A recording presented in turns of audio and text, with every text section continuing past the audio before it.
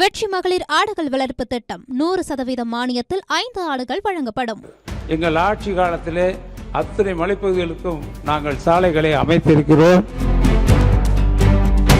அண்ணன் சொன்னாங்க, எல்லாம் மலையில் இருக்க வசிக்கிறவங்களுக்கெல்லாம் ரோடெல்லாம் போட்டிருக்கிறோம் அப்படின்ட்டு. அண்ணனுடைய மாவட்டம் தான் திண்டுக்கல் மாவட்டம். கொடைக்கானல் பிளாக் தாண்டிக்குடி என்ற ஒரு பஞ்சாயத்தில் 254 பேர் தான் அங்கே வாழ்ந்து கொண்டிருக்கிறார்கள். அதனால் ரோடு போடலை, நம்மளை பேனர் வைக்கவே விடலை. நம்மளை எங்கே போய் இந்த ரோடு போடுறதுக்கு விடுவாங்க சார் அப்படின்னு. இன்றைக்கி சுமார் 5 கோடி ரூபாய் ஒதுக்கீடு செய்யப்பட்டு இன்று வேலை ஆரம்பிக்கப்பட்டிருக்குது.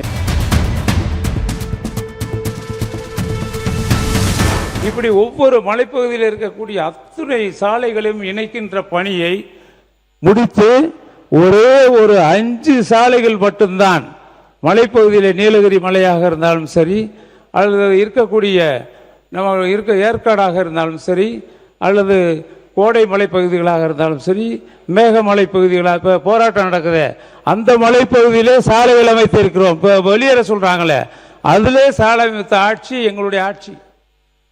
அனுமதி கொடுத்திருக்கிறது இது வனத்துறை. ஒரு 5 சாலைகளுக்கு மட்டும்தான் வனத்துறை அனுமதி கொடுக்காமல் இருக்கிறது. எங்கள் ஆட்சி காலத்திலே அத்தனை மலைப்பகுதிகளுக்கும் நாங்கள் சாலைகளை அமைத்திருக்கிறோம். அது மட்டுமல்லாமல் அவங்க அதற்காக 100 கோடி ஒதுக்கியிருக்காங்க. அந்த 5 சாலைகளுக்கு மட்டுமல்லாமல் இன்னும் வளர்ச்சிக்கு பயன்படுத்தலாம், அதை பற்றி ஒன்றும் இல்லை. ஆனால் அண்ணாவின் பெயரை மாற்றியது தான் மிக வருத்தமாக இருக்கிறது. இதற்காக அண்ணாவின் பெயரை மாற்றி தமிழ்நாடு வெற்றி என்ன வில்லேஜ் எம்பவர்மெண்ட் டிரான்ஸ்ஃபர்மேஷன் ரெஜினவேட்டிவ் இனிஷியேட்டிவ் என்று சொல்லியிருக்கிறார்கள். நீங்கள் அதை வச்சுக்க கொள்கையாக வேணால் வச்சுக்கலாம் அந்த அப்ரிவேஷனை. ஆனால் என்னை பொறுத்தளவில் என்ன சொல்கிறேன் என்றால், திட்டத்திற்காக நிதி என்ன ஒதுக்கியிருக்கிறீர்கள் என்றால் ஒரு 7100 கோடி ஒதுக்கியிருக்கீங்க. எங்களுடைய ஆட்சி காலத்தில் நான் குறிப்பிட்டு சொல்ல வேண்டும் என்றால் ஒரு விவரத்தை கொடுத்துருக்காங்க, எவ்வளவு கொடுத்துருக்கோங்கிறத. மாண்பு நீர்வளத்துறை அமைச்சர் அவர்கள். ஆனால் ஒன்றே ஒரு மாண்பு பேரவைத் தலைவர் அவர்களே, அண்ணன் சொன்னாங்க, எல்லாம் மலையில் இருக்க வசிக்கிறவங்களுக்கெல்லாம் ரோடெல்லாம் போட்டிருக்கிறோம் அப்படின்ட்டு. அண்ணனுடைய மாவட்டம்தான் திண்டுக்கல் மாவட்டம். கொடைக்கானல் பிளாக் தாண்டிக்குடி என்ற ஒரு பஞ்சாயத்தில் போன வருடம் எங்கள் தலைவர் தளபதி அவர்கள் படப்பிடிப்புக்கோசம் ஷூட்டிங்கோசம் அங்கே போனார். ஒரு சீன் எடுக்கணும்னு சொல்லிட்டு அந்த கரடு முரடா ஜீப்பில் மேலே ஏறி அந்த இடத்துக்கு போனார் தாண்டிக்குடியில். நானும் கூட போயிருந்தேன்.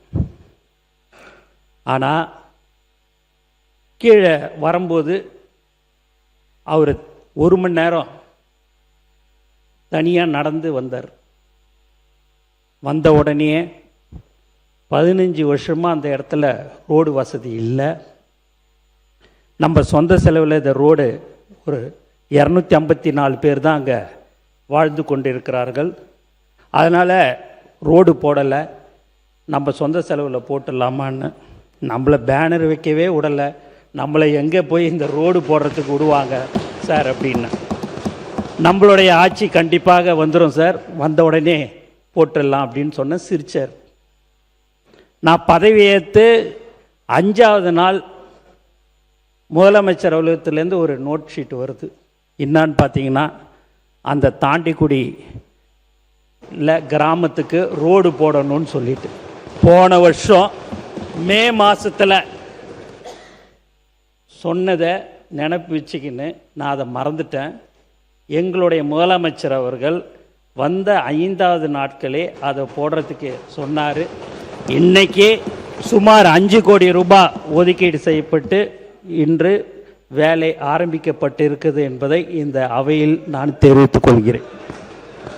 மாண்பு உறுப்பினர் அவங்க பேசுகிறாங்க. அவங்க மூலமாக அவங்க பேசுகிறாங்கல்ல, அவங்க பேசும்போது நீங்கள் வருங்க. அவங்க பேசுகிறாங்க உறுப்பினர், நீங்கள் பேசுங்க. இல்லை அவங்க மூலம் பேசுகிறேன். உங்கள் உறுப்பினர் தானே பேசுகிறாங்க, பேசட்டும்.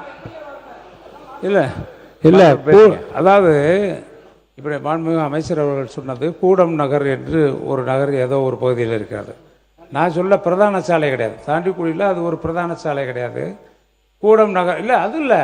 கூடம் நகருக்கு இல்லை, கூடம் நகருக்கு நாங்கள் பண ஒதுக்கீடு செய்து அதுக்காக ஒதுக்கிய பணத்தை அந்த டெண்டர் எடுத்தவர் இறந்து விட்டார். இறந்து விட்டதற்கு பின்னால் வீரகுமார்னு இறந்துட்டார். அதுக்கு பின்னால் இப்போ டெண்டர் வச்சாச்சு, அதுக்கு தான் அந்த பணி நடக்குது. ஆக அதற்கு டெண்டர் கொடுத்த ஆட்சியும் எங்களுடைய ஆட்சி என்பதை நான் தெரிவித்துக் கொள்ள விரும்புகின்றேன்.